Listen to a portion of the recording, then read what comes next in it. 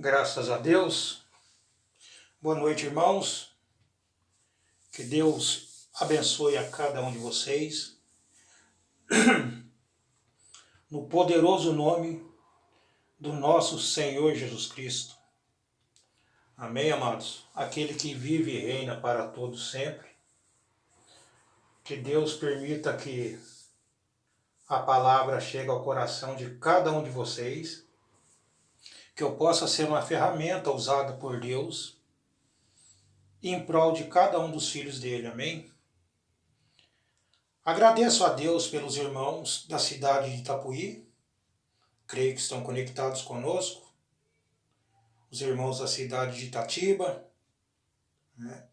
E alguns outros que porventura estarão conectados ou futuramente acompanharão o culto através do nosso canal do YouTube. Então, desde já, que Deus abençoe a todos. Espero que os irmãos creio que tiveram um domingo abençoado, um sábado, né? Outros com muito trabalho, né? Outros descansando.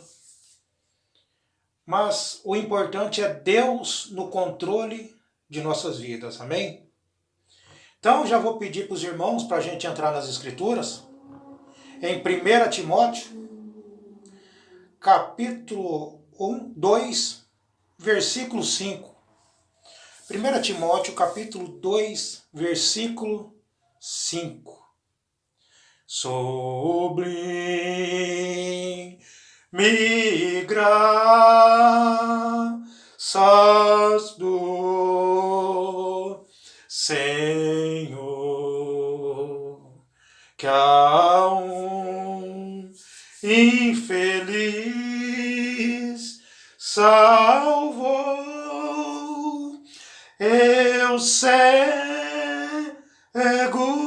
fui, mas vejo já. Perdido ele me achou. Amém? Graças a Deus. Então, em 1 Timóteo 2, 5, porque há um só Deus e um só mediador entre Deus e os homens, Jesus Cristo, o homem. Bondoso Deus, te agradecemos, Senhor, pela tua palavra, pelos meus irmãos, e pedimos, ó Deus, que o Senhor alcance cada coração nesse momento, ó Pai. Pai Santo, que essas palavras possam ficar registradas, ó Deus. E peço também, Senhor, que o Senhor possa me ajudar a levar essa palavra aos ouvidos dos meus irmãos, ó Pai. Porque o Senhor está no controle, não só na vida de um pregador, mas na vida daqueles que estão ouvindo, os eleitos que estão ouvindo a tua palavra, Senhor. Então eu peço encarecidamente, no nome de Jesus Cristo, abençoe os ouvidos dos seus filhos. Unja com a tua palavra, com o teu espírito, ó Pai. Para que a palavra possa soar, o espírito possa chegar nos ouvidos de seus filhos, ó Pai. E que eles possam ser instruídos pelo Senhor, ó Pai. Porque a palavra diz que todos serão ensinados por ti, ó Pai. Todos serão ensinados por Deus. Estamos descansados nisso. Pedimos no nome de Jesus Cristo para a tua glória. Tome esse culto mais uma vez em tuas mãos, ó Pai, hoje e sempre. Amém. Graças a Deus. Eu cego fui, mas vejo já. Perdido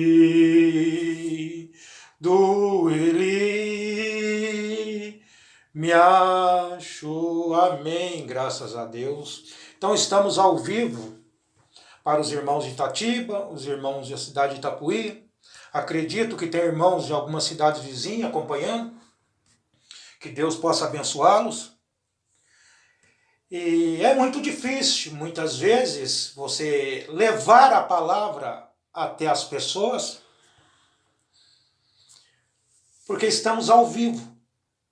Uma coisa é você estar ao vivo e a outra coisa é uma gravação. Porque você, quando grava algo, você pode cortar as falhas para que chegue de uma maneira precisa, né, aos ouvidos das pessoas. Mas quando é ao vivo, nós somos sujeitos, como humanos que somos, falhos que somos,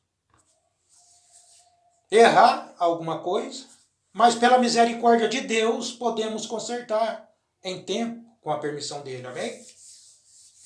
Então, voltando aqui nas Escrituras, porque há um só Deus e um só mediador entre Deus e os homens, Jesus Cristo, o homem. Por que eu estou entrando nessa escritura hoje, nessa passagem, né? Sobre o mediador, sobre o intercessor, né? Porque entraram em contato comigo essa semana, pode ser que a pessoa ouça o culto depois, e essa pessoa ela não entendeu, ela acha que Deus está se rebaixando para colocar o filho no trono. E Deus não podia deixar o trono para colocar o seu filho. Na mentalidade dessa pessoa, né? Então, se a pessoa me procurou é porque ela quer aprender. É porque ela quer entender essas coisas. Então, nós somos obrigados, como um pregador da palavra, como um irmão, você é obrigado a levar esclarecimento às pessoas. Amém? Então a pessoa, ela na mentalidade dela, Deus é um ser grandioso, e ele é. Aonde já se viu a grandeza de Deus, colocar algo menor no lugar dele. É essa mentalidade, muitas vezes, de algumas pessoas. E Deus, ele não trata conosco através de nossa mentalidade, através de nossa inteligência. Porque o QI do homem, do brasileiro, vamos dizer assim, ele chega de 83 a 85 pontos. E o QI de um chimpanzé chega a 100. Né? Então, se Deus tratasse através da inteligência, talvez ele trataria com o chimpanzé. Uma força de expressão. Né? Mas só que Deus, ele trata com o indivíduo, independente se ele tem alguma instrução, se ele é sem instrução alguma, analfabeto, porque é a inteligência de Deus em você, é a sabedoria de Deus em você. Amém? É a criatividade de Deus no homem hoje. Então, na escala do chimpanzé, ele chega a 100. E o homem, o brasileiro, chega a 83, 85 pontos. Né? Então, muitas vezes está explicado, porque elegemos errado, fazemos algumas coisas erradas. Mas nós temos um Deus que tem que ser tudo em todos. É para isso que estamos caminhando na palavra do Senhor. Amém? Então, esse mediador entre Deus e os homens, que você sabe que é Jesus Cristo, homem, porque tinha que ser um homem para interceder pelo homem. Quem caiu foi o homem. Não foi o espírito, foi o homem. Foi a matéria. E é isso que precisa ser restaurado novamente. É isso que precisa voltar. Porque o homem caiu na carne. Amém? Então o Filho de Deus, ele se manifestou. Então Satanás, ele tem um ódio enorme dos filhos de Deus. Porque ele foi desmascarado. As obras dele agora foram expostas. Por quem? Através do Filho de Deus. É por isso que as Escrituras, elas nos dizem assim: para isso se manifestou o Filho de Deus, para desfazer as obras do diabo. Então, ele mostrou essas obras aonde estão e deixou a sabedoria, o entendimento, a revelação na mão dos filhos de Deus. Somente os eleitos que saíram de Deus entenderão que obras são essas. Amém? Mas para isso você tem que saber quem é o mediador. Se você crê que Jesus é o mesmo Deus, é o próprio Pai, você não tem mediador. Tem muitos cristãos que se dizem cristãos da mensagem, eles não têm mediador. Porque eles não creem que Jesus Cristo é o Filho de Deus. Amém? Mas nós cremos. Então, se Jesus ele é o mediador entre Deus e os homens, como começou isso? De que forma começou? Como foi anunciado? Não é verdade?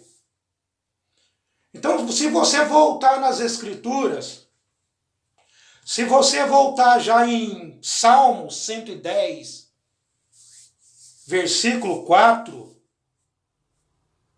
está escrito: e jurou o Senhor, e não se arrependerá. Tu és um sacerdote eterno, segundo a ordem de Melquisedeque. Melquisedeque, vocês já sabem quem é. Melquisedeque, ele não tinha pai. Melquisedeque não tinha mãe. Melquisedeque não tinha nem princípio e nem fim de vida. Então você sabe que é somente Deus que nunca começou e nunca terminou. E esse ser, e essa pessoa, ele gerou, ele criou, vamos dizer assim, um sacerdote eterno, segundo a ordem dele. Então, muitas vezes nós perdemos a bênção de Deus, porque nós queremos entender como Deus fez isso. Você tem que saber que ele fez. Voltei aqui em Salmo para mostrar, não é por acaso que Jesus, não foi de última hora, que Deus falou assim, vou colocar ele como mediador. Não, isso é algo que já vinha lá atrás. Era uma profecia que já vinha lá atrás, que tinha que se cumprir. Que tinha que se cumprir. Em Hebreus, capítulo 5, versículo 6, está escrito, como também diz noutro lugar. Em outro lugar está escrito. Que lugar foi esse? Aonde nós acabamos de ler, em Salmo. Como também diz noutro lugar, tu és sacerdote eternamente, segundo ou de acordo com a ordem de Melquisedeque. Então isso tinha que se cumprir, porque foi uma ordem que foi dada. Foi uma ordem dada ali e o cumprimento tinha que vir, porque Deus, quando ele fala, aquilo acontece. Né? Como nós falamos, que Deus ele não fica repetindo as palavras. Quando Deus dá uma ordem, ele não fala mais sobre aquilo. Quando Deus deu a ordem para as plantas, elas começaram a produzir. A árvore começou a produzir fruto. O mar começou a produzir peixes. E assim sucessivamente. Então Deus, quando dá uma ordem para os filhos dele, eles têm que produzir. Eles têm que cumprir aquela ordem. E vocês observam que Jesus cumpriu essa ordem. Você observa que no Antigo Testamento ainda não foi dado o nome. Só disse que era um sacerdote eterno, segundo a ordem de Melquisedeque. De acordo com essa ordem. Mas quando você vem aqui em Hebreus, capítulo 5, e no versículo 10, Eu vou ler aqui já o versículo 8 de Hebreus 5, onde diz: ainda que era filho, aprendeu a obediência por aquilo que padeceu. Chamado por Deus, sumo sacerdote. Não, voltando, acho que eu pulei. E sendo ele consumado, veio a ser a causa da eterna salvação para todos os que lhe obedecem. Chamado por Deus, sumo sacerdote, segundo a ordem de Melquisedeque. Então agora você já sabe que esse foi o Filho de Deus, onde você leu no versículo 8, que ainda que era filho, aprendeu a obediência por aquilo que padeceu. E através dessa obediência a Deus, todas as coisas foram entregues na mão do Filho. Tudo foi feito e entregue na mão do Filho.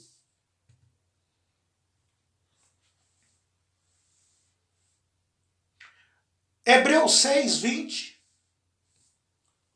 Está escrito: onde Jesus, aqui já fala claramente o nome dele para você, onde Jesus, nosso precursor, entrou por nós, feito eternamente sumo sacerdote, segundo a ordem de Melquisedeque. Então a ordem foi dada.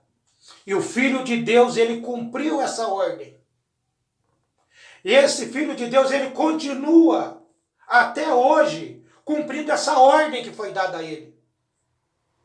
Então todos os filhos que vêm a Deus hoje, eles têm uma missão aqui nessa terra. Muitas vezes você pensa, porque você aceitou a palavra, agora é sossegar e descansar. Não, existe algo para você fazer. Você tem que entender o que Deus está exigindo de você agora. Mas para você entender isso, você tem que se entregar nas mãos de Deus, ter uma vida transformada pela palavra, receber o batismo do Espírito Santo, ser selado com essa palavra de Deus. Somente aí você entenderá o propósito. Enquanto Deus não estiver agindo através de você, o seu corpo estiver selado para esse mundo, fora desse mundo, você não entenderá o propósito de Deus. Porque o seu propósito ainda está no mundo. É o propósito de Deus em nossas vidas. É o pensamento de Deus em nós, não os pensamentos do mundo.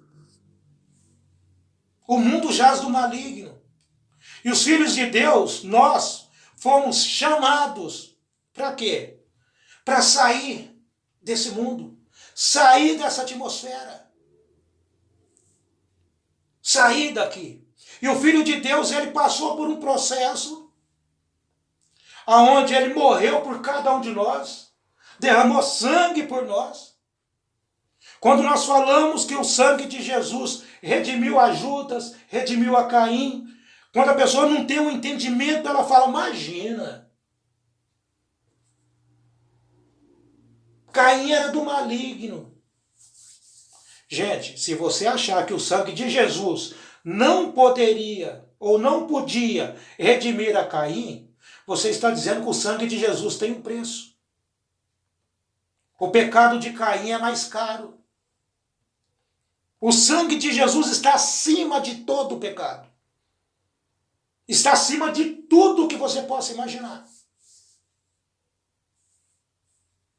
Não tem validade, não tem preço que pague o sacrifício que foi feito por você.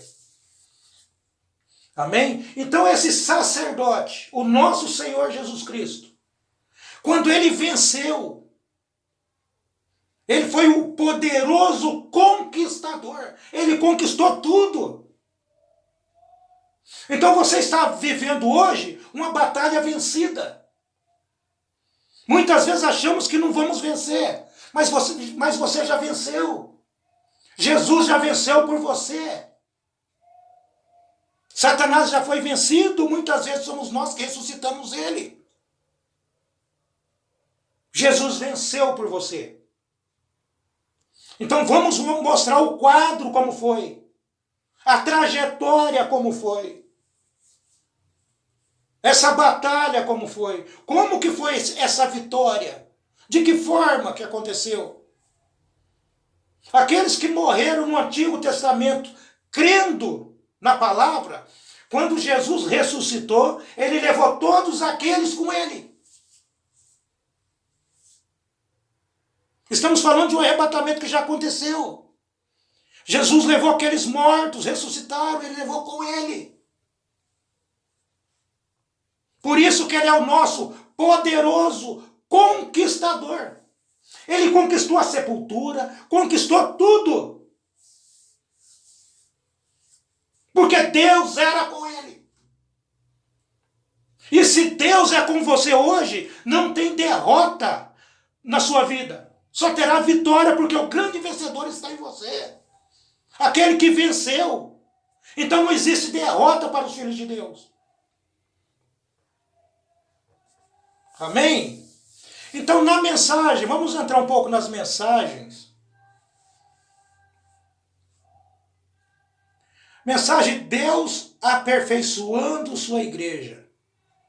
Então quem aperfeiçoa a igreja é Deus. É Deus que aperfeiçoa. Então é mais um motivo para a pessoa que não entende esse ministério de Jesus, a doutrina, é mais um motivo para ela saber que é Deus que está aqui. Por isso que o filho precisava estar lá. Precisava estar intercedendo. Tinha que ser o mediador entre Deus e o homem. Se Deus não estivesse aqui, jamais você leria desse jeito. Ó. Deus aperfeiçoando sua igreja. Esse é o título. E o que o irmão Brana diz nessa mensagem, no parágrafo 72, ele disse: eu posso vê-lo marchando, enquanto as bandas angelicais tocam no compasso e os anjos cantam hosana. Aqui vem Jesus e os santos do Velho Testamento andando pelas ruas em direção ao Pai. Jesus tem um pai ou não? O profeta está dizendo para você que quando Jesus ressuscitou, aqui já estava do outro lado. Aqui já estava do outro lado. Não estava andando aqui nesse mundo que você vive. Estava do outro lado, marchando com os santos que ressuscitaram com ele, em direção ao Pai.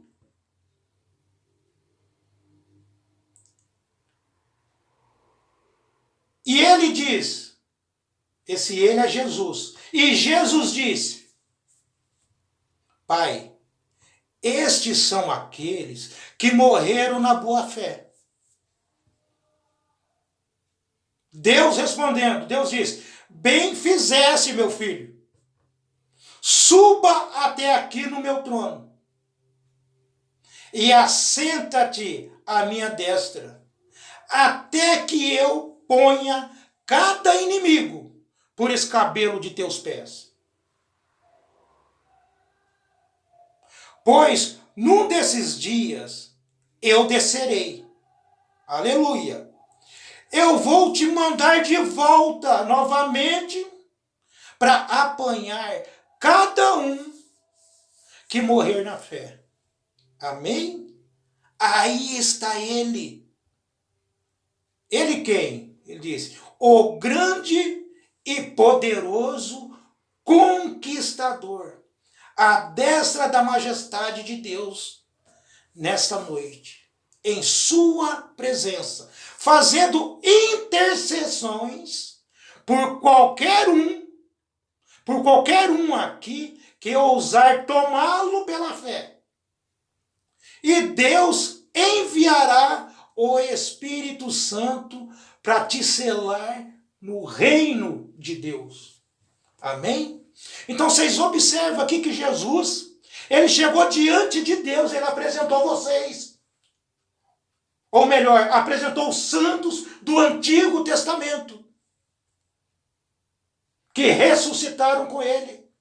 Ele os apresentou ali. E Deus disse: bem fizeste, meu filho.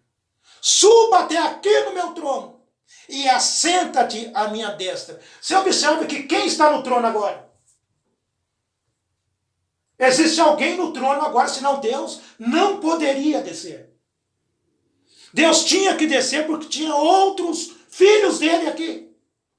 Tinha aqueles que subiram com Jesus. E o pecado foi dissipado. O pecado limpou tanto aqueles do Antigo Testamento como você do Novo. Porque o sangue de Jesus, ele cobriu toda a terra. Ele cobriu cada semente eleita que um dia pisaria nesse mundo. O sacrifício foi por você. A compra foi por você.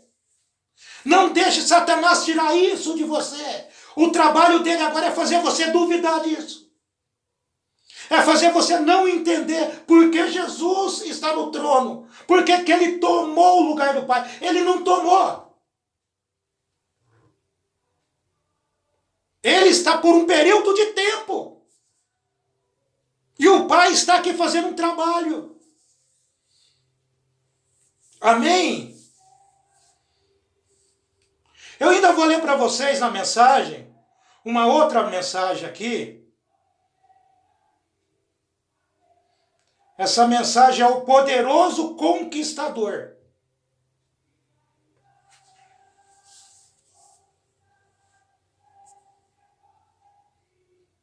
Amém? Graças a Deus. É importante, é bonito você entender esse quadro. É importante para a sua salvação isso. Mensagem o poderoso conquistador. Pregado no dia 10/1 de 1958. Mensageiro diz aqui: os anjos cantavam e louvavam a estrela da manhã enquanto se movia pela rua como um poderoso conquistador que havia conquistado os pecados do mundo e havia produzido a justiça triunfalmente.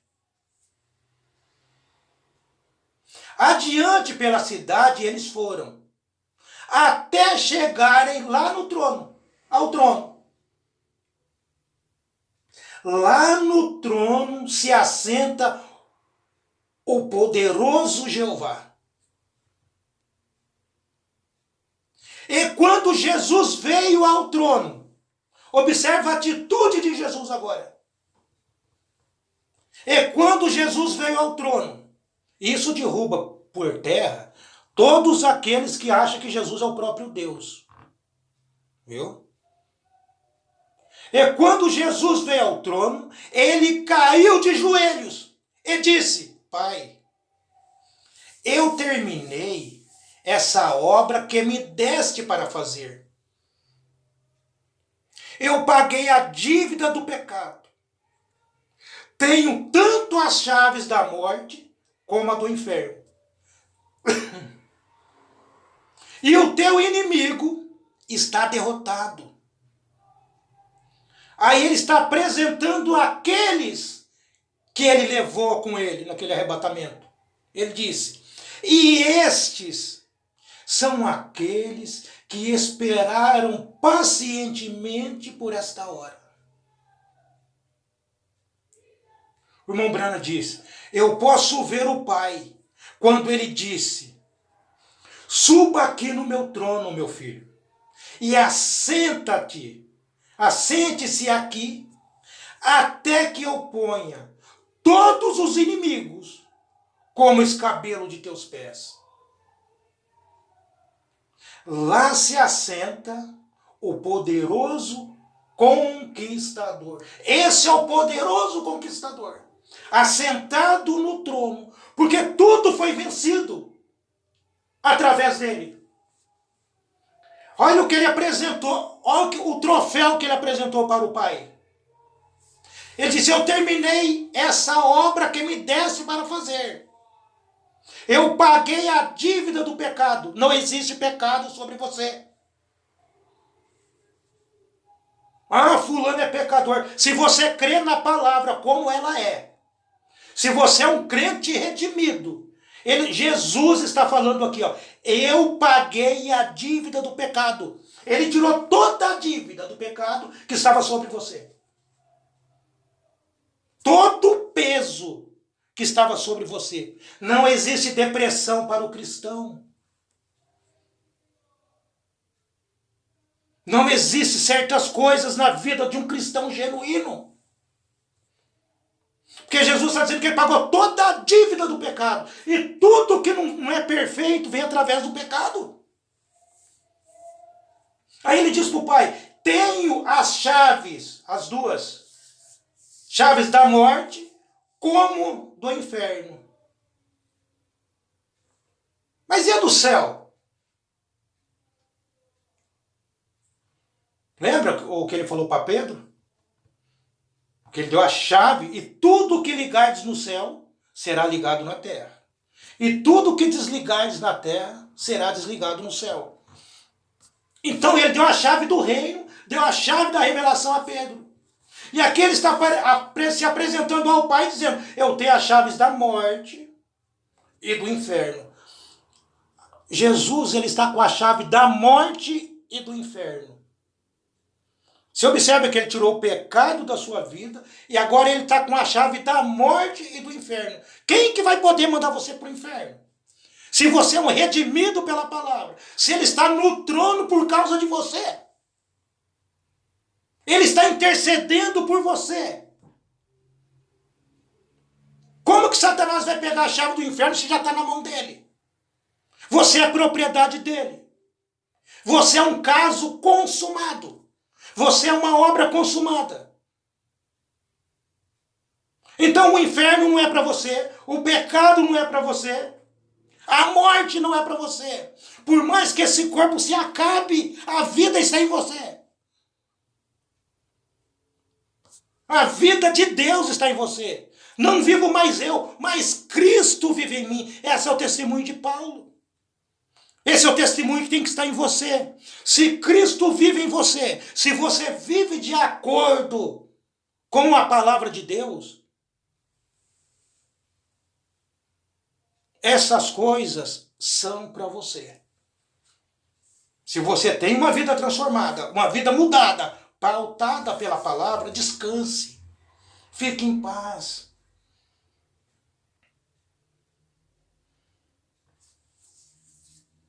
Então o Pai colocou esse filho no trono, porque o Pai precisava descer aqui. E o Pai só podia descer se o pecado estivesse dissipado, porque não existe pecado no Pai.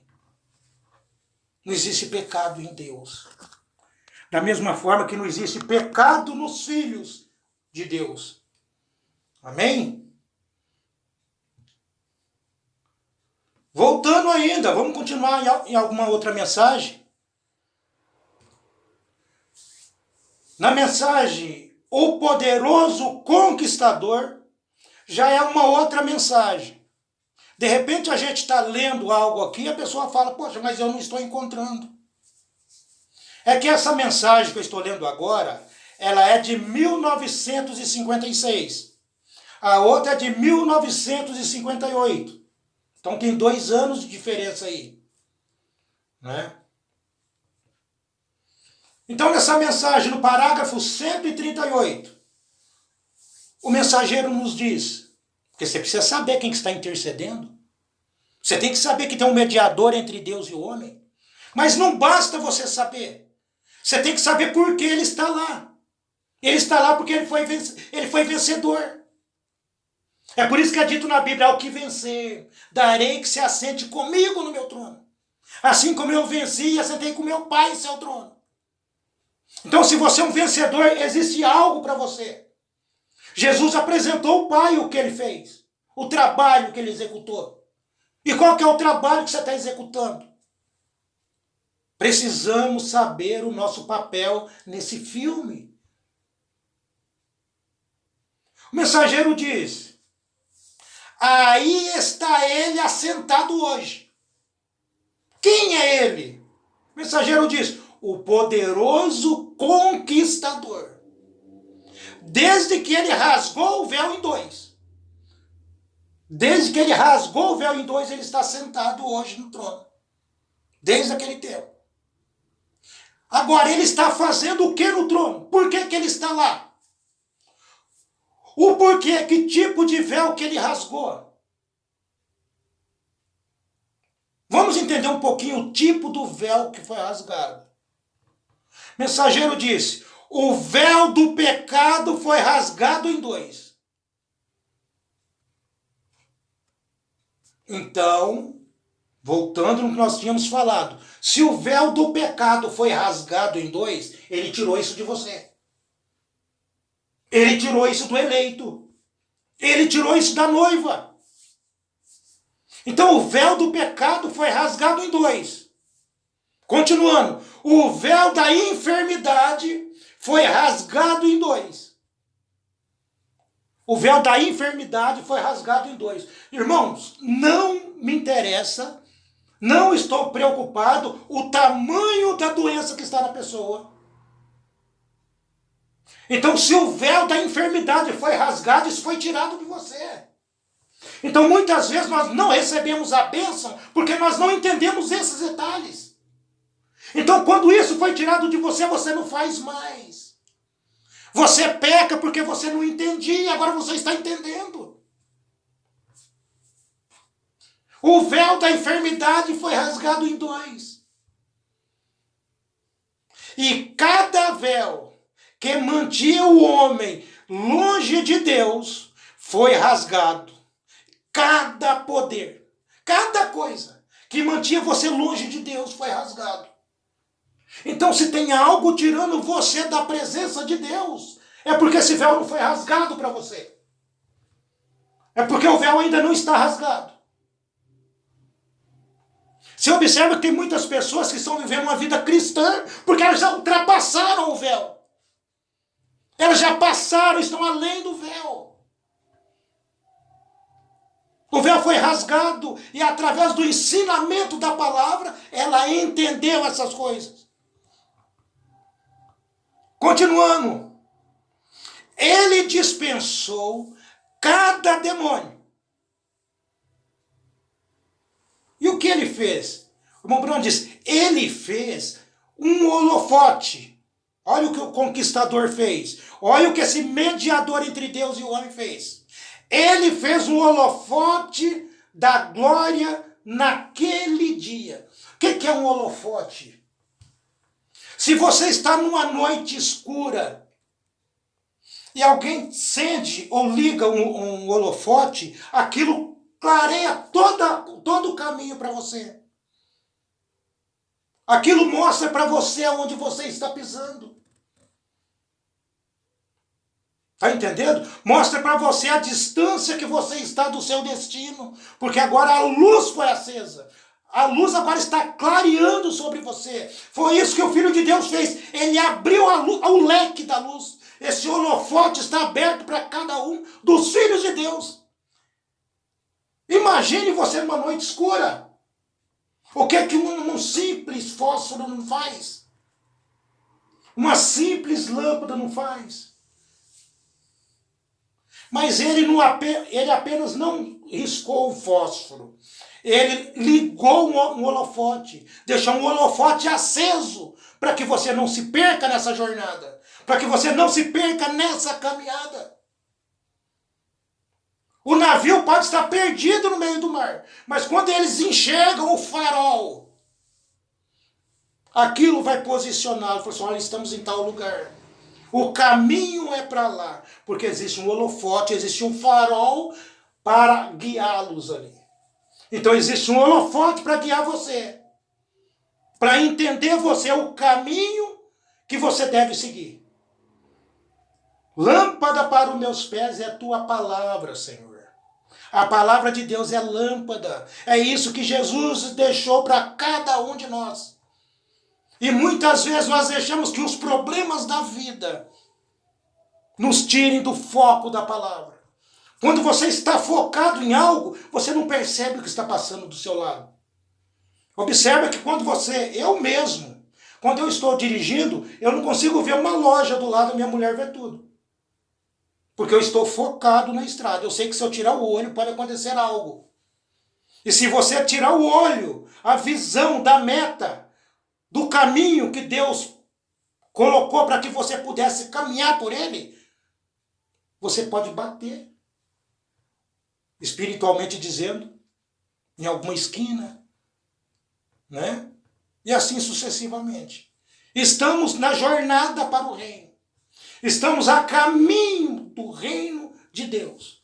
Temos que aceitar o sacrifício, uma vez vencido e feito por nós de uma vez por todas. Ainda na mensagem, o poderoso conquistador. Parágrafo 145. Ele diz: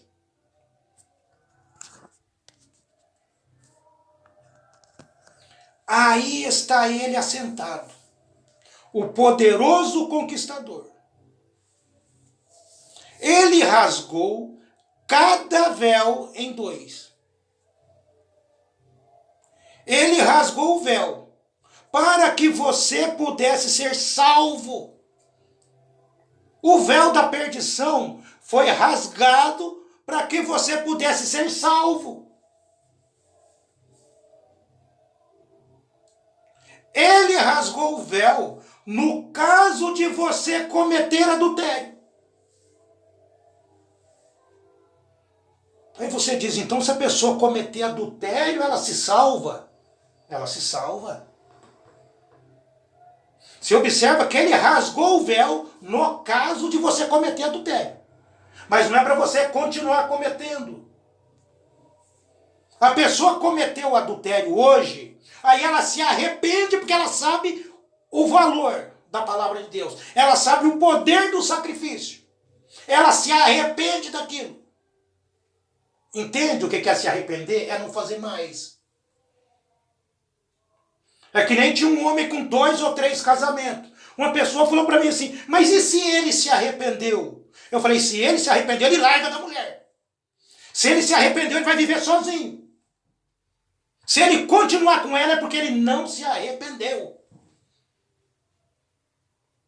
Entende? O véu está rasgado para o adultério, para o pecado. Mas quando você se arrepende daquilo e volta para o lugar de origem que você estava.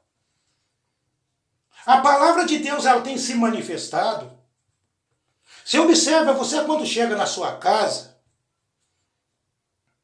se tem um copo na estante, o que é que você vai fazer? Você vai tirar aquele copo da estante e vai colocar no armário na cozinha, porque o lugar dele é lá.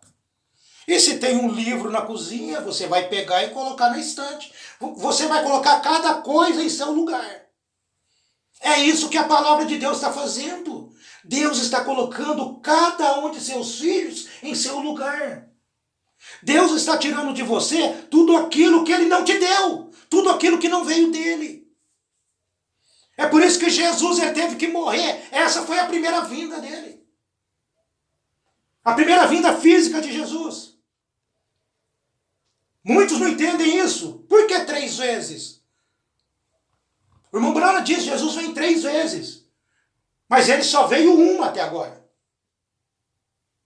E essa única vez ele está intercedendo por mim e por você até agora. Lembra que eu falei de colocar o livro na estante? Deus pegou o filho dele e colocou no lugar certo. No lugar da intercessão. Para os demais.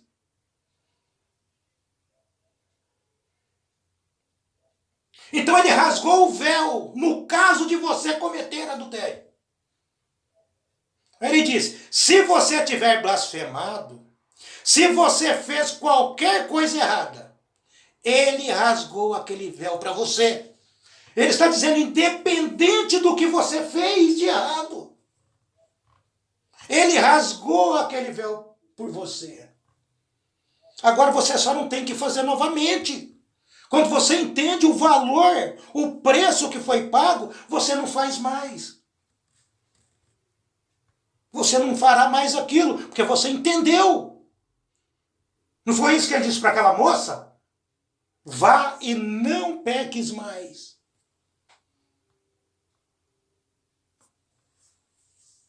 Entendam isso.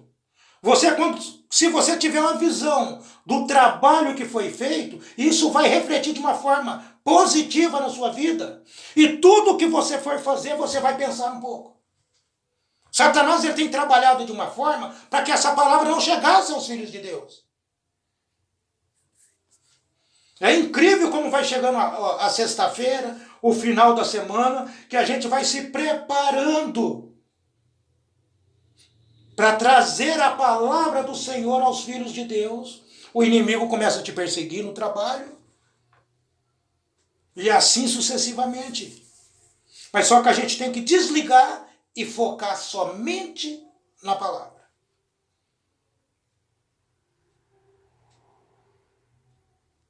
Ele continua. Aquilo que Satanás segurava você, ele rasgou. Se você simplesmente o receber, não é isso que nós estamos falando? Você tem que receber. O que é receber? É aceitar.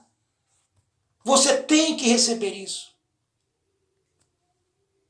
Se você está enfermo hoje, e o médico diz que você não pode ficar bom, ele rasgou aquele véu em dois. Entende? Não interessa o tamanho da enfermidade. Ele diz, mesmo que o médico disse que você não vai ficar bom. Lembra de Ana? Mesmo que os médicos daqueles dias chegaram para ela e disseram, você não terá filho. Mas ela creu que o véu foi rasgado por ela. Então cada irmã, cada cristão hoje, ele tem que crer, ela tem que crer que o véu foi rasgado por ela. Então, se o véu foi rasgado, o que vai permanecer em você é a vida. E não tem como você não gerar a vida. Não tem como não vir a vida através de você. Porque o pecado foi sanado, foi tirado da sua vida. E aqui o profeta está deixando você entender que o véu foi rasgado. Ana teve a revelação da palavra. Ela teve a revelação. Porque era uma filha, era uma eleita. Então cada eleito hoje ela vai entender o que Deus tem para ela.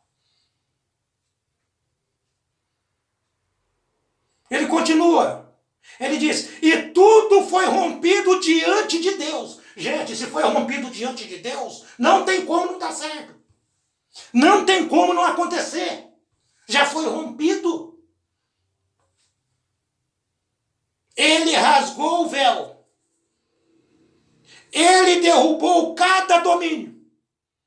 Ele está assentado ali. Assentado ali hoje. Quem é ele? O poderoso conquistador. Desde que ele rasgou o véu em dois, ele está sentado ali. Então ele continua no trono desde quando ele rasgou o véu em dois. O poderoso conquistador. Ele conquistou tudo por nós. O profeta está deixando você entender que tudo foi conquistado. Tudo foi conquistado. Então, nessa vinda de Jesus, o irmão Branham diz que ele vem 3 vezes. Então, estamos falando apenas da primeira. Ele veio a primeira, foi vencido a morte, e agora ele está intercedendo por mim e por você. Ele redimiu a tua igreja, tirou todo o pecado da igreja, para que ele possa reinar sobre ela. Amém? Graças a Deus.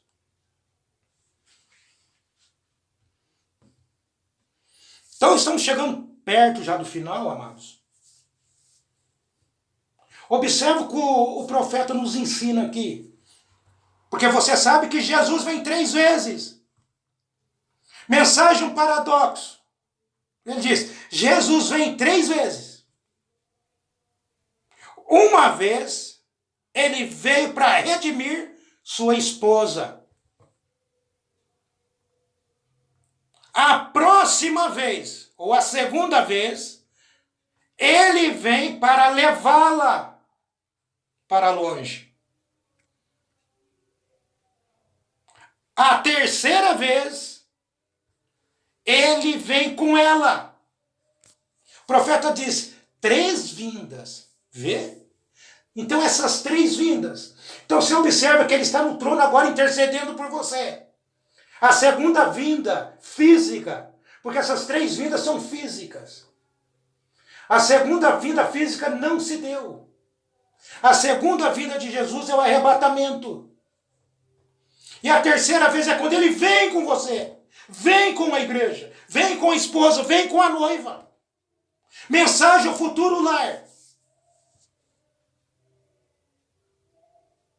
O futuro lar do noivo celestial e da noiva terreal.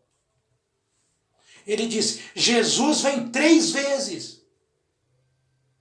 Vem uma vez para resgatar a sua noiva. A próxima vez para receber a sua noiva. E a próxima vez com a sua noiva. Vê?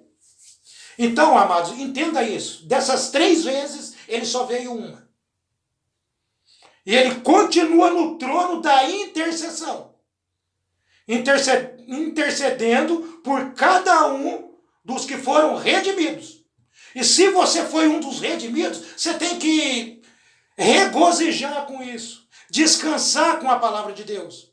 Por mais que as pessoas tentam colocar empecilhos na sua vida, tentar colocar desânimo sobre você, você sabe que o verdadeiro, o grande conquistador, venceu todas as coisas. E todas essas coisas que ele venceu, tinham um prazo, tinha um tempo para acabar. Então nós vamos encerrar lendo 1 Coríntios, capítulo 15, a partir do versículo 24. Está escrito, depois virá o fim, quando tiver entregado o reino a Deus, ao Pai. E quando houver aniquilado todo o império, e toda potestade e força. Você observa que Deus tinha que descer para fazer tudo isso. Então, depois dessas coisas, que ele entregaria o reino ao Pai. Ele está intercedendo até então. Mas só que ia chegar o momento que essas coisas iriam acontecer. Versículo seguinte. Porque convém que reine até que haja posto todos os inimigos debaixo de seus pés. Não foi isso que Deus falou para Jesus? Se assenta no trono, que eu vou descer para colocar seus inimigos debaixo de seus pés. É isso que nós estamos lendo em 1 Coríntios. Mas quando diz que todas as coisas lhes estão sujeitas, claro está que se exceto, menos aquele que lhe sujeitou todas as coisas. Então Deus colocou todas as coisas debaixo dos pés de Jesus. Menos Deus. Menos Ele. Então você observa que esse grande conquistador, que venceu tudo, chegou diante do Pai e disse, Pai, as chaves do inferno, as chaves da morte estão aqui, porque eu venci. Não foi isso que aconteceu em Apocalipse, onde nós lemos algumas vezes? Que João chorava muito, porque ele não via ninguém digno de abrir o livro e nem de desatar o selo. E um dos anciãos disse, não chores, João, porque o leão venceu para desatar o livro, para abrir o livro e desatar seus 7 selos. Esse é o grande, o poderoso conquistador.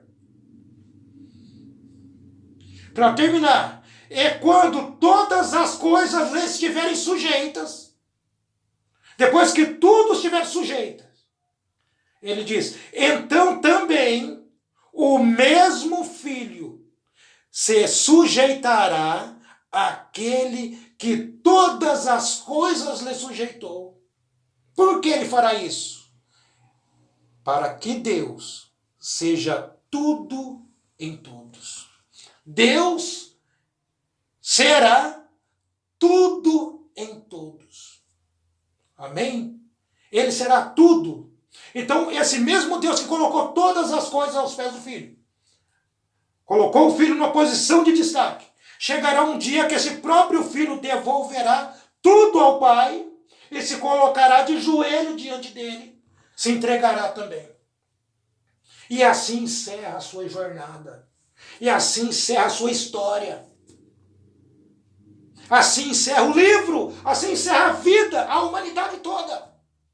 Aí você vai viver para sempre, estaremos sempre com o Senhor. Consolai-vos uns aos outros com essas palavras. Amém, meus amados? Vamos orar. Bondoso Deus e Pai Celestial, obrigado, Senhor, por esse momento. Obrigado pelos meus irmãos, pelo culto, ó Pai. Pai Santo, que essas palavras possam estar, ó Deus, viva na mentalidade de seus filhos. Possa nos ajudar a caminhar um pouco mais, a nos libertar um pouco mais, Senhor. Dê-nos força, Pai. Dê-nos uma semana abençoada, Pai. Um restante de noite, ó Pai, para que possamos descansar os nossos corpos, ó Pai. E sabemos, ó Pai, que o Senhor é tudo em todos. Sabemos que a palavra do Senhor está viva e eficaz na vida de cada um de nós. Abençoe seus filhos nesse momento. Abençoe a irmã Tiana na cidade de Itatiba, o irmão Zemário, o irmão Marinho, cada família nesse momento, ó Pai. Família de Itapuí, irmão Claudinho, irmão Marlene. Todos eles, ó Pai. Que eles possam, ó Deus, entender o momento, que todos nós possamos entender o momento que estamos vivendo. Sabendo, ó Pai, que não entenderemos o próximo passo, mas sabemos que o Senhor está a cargo de nossas vidas, nos direcionando a pastos verdejantes. Te agradecemos, ó Deus, no nome de Jesus Cristo, para a tua glória, hoje e para sempre. Amém. Graças a Deus. Que Deus abençoe a cada um dos irmãos. Tenha uma noite e uma semana abençoada.